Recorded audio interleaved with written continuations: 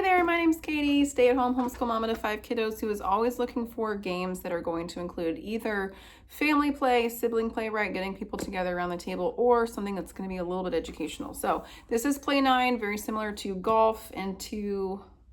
There's one other that my kids play. I like this one way better. So it says this is ages 8+, but I actually, one of the reasons that this really stood out to me was because I have a kindergartner and a preschooler who are learning their numbers. And so I thought, oh, they can play this with us. They might need a little bit of help, but it's gonna help them identify their numbers 1 through 12 and not feel like they're learning, right? Not feel like they're in school. So super cute. Numbers here, it's, you know, obviously you're going, if you haven't played before, it's a little card game. You're trying to flip over your cards and exchange your cards out to try to get the lowest score at the end. So again, coming from a homeschool mom teacher perspective, I'm like, oh, this is teaching the number 0 is a little, you know, they call it these cute little golfer things, or the number 10, right? You don't want the higher numbers. So like that's the sand trap.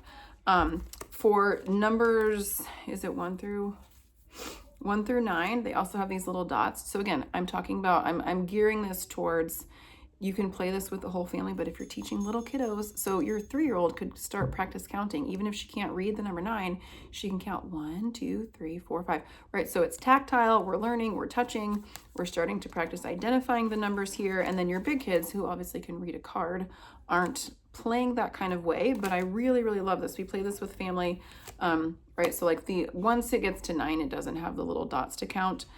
It goes up to 12. Anyway, if you're looking for a fun family game, I look at it through the nerd. Always, can this be a teaching moment perspective? How many people can play up to this? I think we've done 4.